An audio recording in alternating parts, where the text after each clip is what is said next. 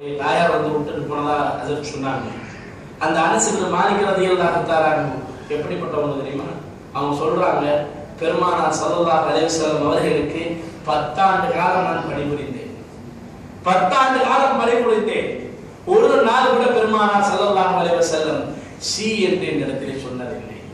வெறுக்க தகுந்த வாசகத்தை எனக்கு மத்தியில் உபயோகித்ததில்லை. ஏன் செய்தாய் என்றும் கேட்டதில்லை, ஏன் செய்யவில்லை என்றும் கேட்டதில்லை என்று அனஸ் இப்னு மாலிக் ரலியல்லாஹு தஆலா சொல்றாங்க. அவங்களும் பெருமானார் ஸல்லல்லாஹு அலைஹி வஸல்லம் துஆவை பெற்றவர்கள். ஹஜ்ரத் அன்னை ஆயிஷாவும் துஆவை பெற்றவர்கள். அந்த துஆ இன்றைக்கு பெரிய ஆட்களாக மாற்றிவிட்டது. ஹஜ்ரத் அப்துல்லாஹ் இப்னு மஸ்ஊத் இவர்களுடைய விஷயம் எவ்வளவு மகத்தானது தெரியுமா? பார்க்கிறதுக்கே சித்திர குள்ளர் என்று சொல்லுவாங்க. பார்க்க சகிக்காத அப்துல்லாஹ் இப்னு மஸ்ஊத் அப்படி ஒரு தோட்டத்துல உள்ளவங்க. ஆனா ரசூலுல்லாஹ் நாம இல்ல, பக்கத்துல ரசூலுல்லாஹ் வச்சுக்கிட்டாங்க, நாம வச்சுக்கிற மாட்டோம். இன்னைக்கு இனவெறி, மொழிவெறி, துவேஷங்கள் இன்னைக்கு பெருகி போய் கிடக்கிறது. ஆனால் பெருமானார் ஸல்லல்லாஹு அலைஹி வஸல்லம் பக்கத்துல வச்சிருந்தாங்க. அந்த அப்துல்லாஹ் இப்னு மஸ்ஊத் நம்ம ரசூல் ஸல்லல்லாஹு அலைஹி வஸல்லம் சஹாபிகளிலேயே குர்ஆன் இறங்கிய மாதிரி ஓதக்கூடிய 2 சஹாபிகள், ஒன்று அப்துல்லாஹ் இப்னு மஸ்ஊத், இன்னொரு உபய் இப்னு கஅப் ரலியல்லாஹு தஆலா. 2 காரிகள் இருந்தாங்க. ரசூல் ஸல்லல்லாஹு அலைஹி வஸல்லம் கட்டத்துல என்ன செஞ்சாங்க? அப்துல்லாஹ் இப்னு மஸ்ஊத் உட்கார வச்சு சொன்னாங்க, அப்துல்லாஹ் இப்னு மஸ்ஊத் நீங்க ஓத, நான் கேட்க ஆசைப்படுறேன். யா ரசூலல்லாஹ், குர்ஆன் உங்கள் மீது இறங்கி இருக்கு, நான் எப்படி ஓத முடியும் என்று சொல்கிறாங்க. இல்ல நீங்க ஓதுங்க, நான் கேட்கணும், நான் கேட்க ஆசைப்படுறேன். அப்படித்தான் நான் என்ன படிச்சிருக்கேன், அப்படித்தான் அல்லாஹ் என்னை படிச்சிருக்கிறான் என்று சொன்னவுடனே ஹஜ்ரத் அப்துல்லாஹ் இப்னு மஸ்ஊத் சொன்னாங்க, என் பேரை சொல்லியா சொன்னா? அவங்க பேரை சொல்லிதான் சொன்னாங்க. ஓதுனாங்க சூரத்துன் நிசாவை. ஓத ஆரம்பிக்கிறாங்க, ஓதிக்கிட்டே வர்றாங்க. فكيف إذا جئنا من كل أمة بشهيد وجئنا بك على هؤلاء என்ற ஆயத்து வந்தவுடன் பெருமானார் ஸல்லல்லாஹு அலைஹி வஸல்லம் நடுநடுங்க ஆரம்பித்து அவர்களுடைய கண்களிலிருந்து தாரை தாரையாக கண்ணீர் வழிந்து ஓடுகின்றன. அப்துல்லாஹ் இப்னு மஸ்ஊத் சொன்னாங்க, இப்னு மஸ்ஊத் நிறுத்துங்கள், உங்களுடைய போதும் என்று. இதுக்கு மேல் நீங்கள் ஓதினால் என்னால் தாங்க முடியாது. இவ்வளவு இனிமையான குர்ஆனை ஓதும் பொழுது சொல்லுவாங்க, அல்லாஹ் சொல்றாங்க, வைதா துனியத் அலைஹிம் ஆயாத்தி ஸாரத்தும் ஈமானா. அவர்களுக்கு மத்தியிலே குர்ஆன் ஓதப்பட்டால் அவர்களுடைய ஈமான் அதிகரிக்கும் என்று அல்லாஹ் சொல்றானே, அதே மாதிரி அப்துல்லாஹ் இப்னு மஸ்ஊத் ஓதுனாங்க, ஜிப்ரீல் அலைஹிஸ்ஸலாம் ஓதுற மாதிரி ஓதுனாங்க, ரசூலுல்லாஹ் ஓதுற மாதிரி ஓதுனாங்க. அந்த சஹாபி கண்ணியத்துக்குரியவர்களே, ரசூல் ஸல்லல்லாஹு அலைஹி வஸல்லம் துஆ செஞ்சாங்க. அந்த சஹாபி துஆ செஞ்சு அவர்களுக்கு இன்னைக்கு அல்லாஹ் பெரிய, இன்னைக்கு யாரெல்லாம் குர்ஆனை தஜ்வீத் முறைப்படி ஓதுகின்றார்களோ அதனுடைய ரிவாயத்தினுடைய அத்தனை அடிப்படைகளும் ஹஜ்ரத் அப்துல்லாஹ் இப்னு மஸ்ஊத் ரலியல்லாஹு தஆலா அவர்களை பெற்றார். இன்னைக்குரியவர்களே, என்ன அந்த வாயத்தில் வருகிறது தெரியுமா? ஏன் அழுதார்கள் தெரியுமா? ரசூலுல்லாஹ் பத்தி அல்லாஹ் சொல்றான். ரசூலுல்லாஹ் பத்தி நாளைக்கு மஹ்ஷர்ல நடக்க போற ஒரு விஷயத்தை பத்தி சொல்றான். ஃபகைஃப இதா ஜீனா மின் குல்லி உம்மத்தின் பிஷஹீதின். ஒவ்வொரு சமுதாயத்திற்கும் அவர்களுக்கு எதிராக சாட்சிகளை கொண்டு வரும் பொழுது அல்லாஹ் சொல்லுகிறார், ஒவ்வொரு சமுதாயத்திற்கும் அவர்கள் செஞ்ச அடிச்சாட்டியும் அட்டூழியும் தவற்றிற்கு காரணமாக எதிராக சாட்சியை கொண்டு வரும் பொழுது உங்களுடைய சமுதாயத்திற்கும் நீங்கள் சாட்சியாக நிப்பாட்டும் பொழுது எப்படி இருக்கும் என்று அல்லாஹ் கேட்கிறார். அது எந்த சூழ்நிலை என்று அல்லாஹ் கேட்கின்றார். பெருமானார் ஸல்லல்லாஹு அலைஹி வஸல்லம் என்ன நினைச்சாங்க தெரியுமா? என்னுடைய உம்மத்துக்கு எதிராகவே நாளைக்கு நான் சாட்சியாளராக ஆக போகிறேன் என்று பெருமானார் ஸல்லல்லாஹு அலைஹி வஸல்லம் அழுதாங்க. என்னுடைய இந்த சமுதாயத்திற்கு எந்த வாழ்க்கையை பெருமானார் ஸல்லல்லாஹு அலைஹி வஸல்லம் இந்த உம்மத்து வாழ வேண்டும் என்று விரும்பி தன்னுடைய அத்துணை சுகங்களையும் இழந்து இந்த உம்மத்திற்காகவே வாழ்ந்தார்களோ அந்த பெருமானார் ஸல்லல்லாஹு அலைஹி வஸல்லம் நாளைக்கு மறுமையிலே இந்த விஷயங்கள் எல்லாம் வீணாகி விடுமோ என்று அன்னையோடு அழுகிறார்கள் பெருமானார் ஸல்லல்லாஹு அலைஹி வஸல்லம். கண்ணியத்திற்குரியவர்களே, இது போன்று அந்த சஹாபிகளை பெருமானார் ஸல்லல்லாஹு அலைஹி வஸல்லம் வளர்த்தார். நமக்கு துஆ செய்யறதாவது ஒரு பக்கம் இருக்கு, அவர்களை ஏசாமையா குழந்தைகளை என்ன மாதிரி வார்த்தைகளை சொல்லி ஏசுறோம் தெரியுமா? அது எந்த அளவுக்கு பாதிப்புள் உள்ளான ஒரு விஷயம். பெருமானார் ஸல்லல்லாஹு அலைஹி வஸல்லமுடைய பல ஹதீஸ்கள் நம்மை எச்சரிக்கின்றதே, உங்களுடைய பிள்ளைகளை நீங்கள் சபிக்காதீர்கள் என்று. ஒருபோதும் நீங்கள் திட்டாதீர்கள், ஒருபோதும் அவர்களை ஏசாதீர்கள் என்று அல்லாஹ் குர்ஆன்ல சொல்றான். குழந்தைகளை பார்த்து நீங்க உங்களுடைய பெற்றோர்களை சீ என்ற வார்த்தை கூட சொல்லிடாதீங்க என்று. அதே மாதிரி தான் உங்களுக்கும் சொல்றான், உங்களுடைய பிள்ளைகளை பார்த்து நீங்க என்ன செஞ்சிடாதீங்க, அசுசியான வார்த்தைகளை சொல்லிடாதீங்க. பெருமான் ஸல்லல்லாஹு அலைஹி வஸல்லம் ஒரு விஷயத்தை சொல்றாங்க. சஹாபிகள் உட்கார்ந்து இருக்கிறாங்க.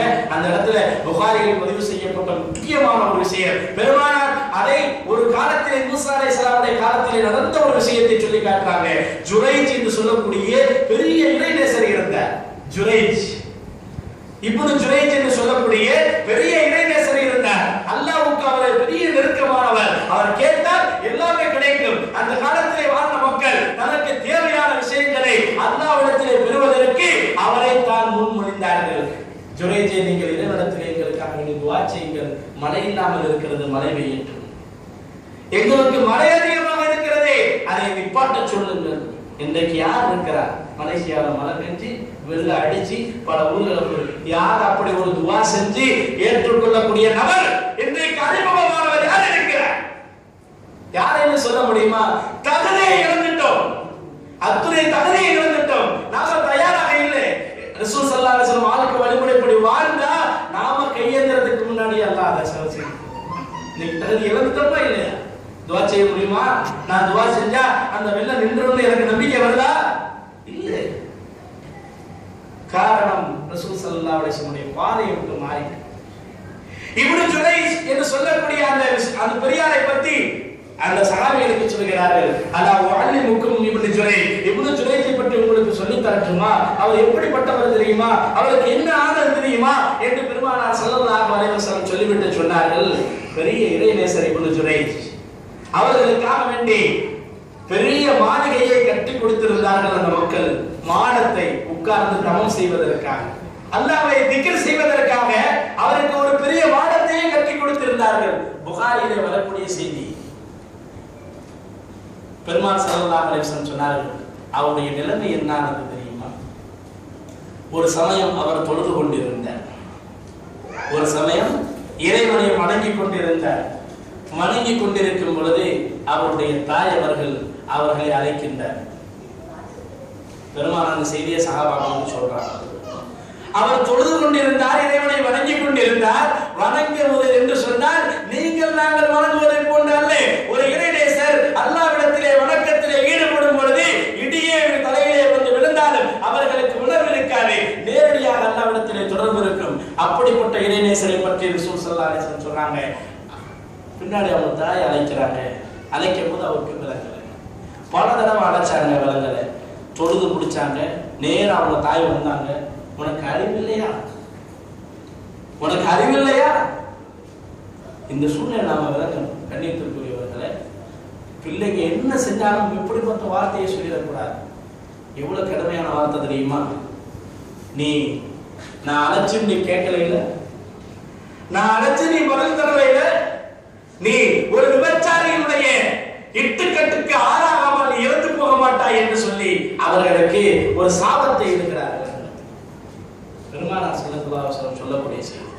ஒரு விபச்சாரியுடைய இட்டுக்கட்டுக்கு ஆளாகாமல் நீ இறந்து போக மாட்டாய், உன்னுடைய உயிர் பிரியாது என்று திட்டிவிட்டு கோபத்திலே சென்று விடுகிறார். கோபத்தில் சொன்ன செய்திதான். தன்னுடைய பிள்ளை, தன்னுடைய ஈரக்குலை அவர்களுக்கு தெரியும். ஆனால் அவர் தொழுது கொண்டிருந்தனால் காதிலே வாங்கவில்லை. தன்னுடைய பிள்ளை அல்லாஹ்வை நெருக்கமான இறைநேசர், அவருடைய பழக்கமே அப்படித்தான் இருக்கும் என்று அந்த பெண்மணிக்கு தெரியும். கோபத்திலே திட்டிவிட்டார். கோபத்திலே என்ன சொல்லிவிட்டார்? விபச்சாரியினுடைய இட்டுக்கட்டுக்கு ஆளாகாமல் நீ இறந்து போக மாட்டாய் என்று சொன்னார். புகாரியில் இந்த ஹதீஸ் பதிவு செய்யப்பட்டிருக்கு. பெருமானார் ஸல்லல்லாஹு அலைஹி வஸல்லம் சஹாபிகள் சொல்றாங்க, சில காலம் ஆனது, ஒரு விபச்சார பெண்மணி அந்த மாடத்திற்கு வருகை தருகிறார். வரக்கூடிய நோக்கமே ஜுரைஜ் பெரிய ஆன்மீகவாதியாம, என்னுடைய அழகினால், என்னுடைய கவர்ச்சியினால் நான் அவரை கவர்ந்து விடுகிறேன் பார் என்று சொல்லி வருகிறார். வந்து அமர்கிறார். பக்கத்திலே தன்னுடைய ஆடையை விலக்கி போடுகிறார். அவர்கள் கண்டுகொள்ளவே இல்லை. என்னென்னமோ சூழ்ச்சிகள் எல்லாம் செய்து பார்க்கின்றார். ஜுரைஜ் கண்டுகொள்ளவே இல்லை. நீ எதற்கு நீ அடங்க மாட்டியா? உன்னை நான் என்ன செய்கிறேன் பார் என்று சொல்லி தரவென்று வேகமாக கீழே இறங்கி கீழே ஆடு மேய்த்துக் கொண்டிருந்த ஒரு ஆட்டு இடையினுடன் உணர்வு கொள்கின்றார். உறவு கொள்கின்றார், ஈடுபடுகின்றார். பட்டுவிட்டு அதன் மூலமாக கர்ப்பமாகின்றார். குழந்தையும் பிறக்கின்றது. சொல்லுகின்றார், இந்த குழந்தை ஜுரைஜுடைய குழந்தை. வந்ததா அவருடைய தாய் சொன்னது நடந்ததா? இது ஜுரைஜுடைய குழந்தை என்று சொல்கின்றார். இது ஜுரைஜுடைய குழந்தை என்று சொன்னவுடன் யாரையெல்லாம் பெரிய மகானாக நினைத்துக் கொண்டு இருந்தார்களோ அவர் இப்படிப்பட்ட கேடுகட்ட காரியத்தை செய்து விட்டார் என்று சொல்லி அந்த மக்கள் எல்லாம் சேர்ந்து அவருடைய மானத்தை அடித்து நொறுக்கி அவர்களை இல்லாத சொல்லாத வார்த்தைகளால் சொல்லி அடிக்க முற்படும் பொழுது ஜுரைஜ் சொன்னார், எனக்கு அவகாசம் தாருங்கள், எனக்கு அவகாசம் தாருங்கள், 2 ரக்காயத் தொழுவதற்கு எனக்கு அவகாசம் தாருங்கள், நான் இறைவனிடத்திலே பிரார்த்திக்க வேண்டும் என்று சொல்கிறேன். செய்த தவறு பெரிய கேட தவறு, ஆனால் இறைவனிடத்திலே என்ன கேட்க போகிறாய் என்று சொல்லி அடிக்க முற்படும் பொழுது சில பேர்கள் சொல்கிறார்கள், விடுங்கள், அவர்தான் இல்லை என்று சொல்வதற்கு முற்படுகிறார், என்னதான் நடக்கிறது என்று பார்ப்போம். அல்லாஹ்விடத்திலே மன்றாடுகின்றார், யா அல்லாஹ், என்னுடைய தாய் சொன்ன அந்த வார்த்தையை இன்றைக்கு நிவர்த்தி காட்டிவிட்டாய். இன்றைக்கு நான் கேவலப்பட்டவனாக இருந்து போய்விட்டால் பின்னால் வரக்கூடிய உன்னுடைய இறை நேசர்களை இது போன்ற விஷயங்களை வைத்து இவர்கள் தூக்கி விடுவார்கள், இதை பழக்கத்திற்கு கொண்டு வந்து விடுவார்கள். என்னை அல்லாஹ் எப்படியாவது இந்த விஷயத்திலிருந்து நீ காப்பாற்றி விடுகிறார், எப்படியாவது காப்பாற்றி விடுகிறார்களா என்று கேட்டுவிட்டு அந்த மக்களிடத்தில் வருகிறார்கள். நான் தான் இந்த குழந்தைக்கு தகப்பன் என்பதற்கு என்ன ஆதாரம் சாட்சி இருக்கிறது? அந்த பெண்மணியிடத்தில் கேளுங்கள். அந்த பெண்மணி சொல்கிறார், இந்த குழந்தையே இருக்கிறது என்பதாக. அல்லாஹ் அந்த குழந்தையை அந்த இடத்திலே பேச வைக்கின்றார். என்னுடைய தந்தை ஜுரைஜ் அல்ல, இங்கே ஆடு வைத்துக் கொண்டிருக்கின்றானே அவன் தான் என்னுடைய தந்தை என்று அல்லாஹ் அவருடைய துவாவை அங்கீகரித்து அங்கு பேச வைக்கின்றார். அவருடைய துவா ஒப்புக்கொள்ளப்பட்டது ஒரு பக்கம் இருக்கட்டும், அவர்கள் அவ்வளவு பெரிய உன்னதமான அந்த பெரிய மனிதருடைய அந்த வாழ்க்கையினுடைய அந்த சாராம்சத்தை பாருங்கள், அந்த தாயினுடைய திட்டுதலை பாருங்கள், எப்படி அமைந்து விட்டது, நடந்ததா இல்லையா?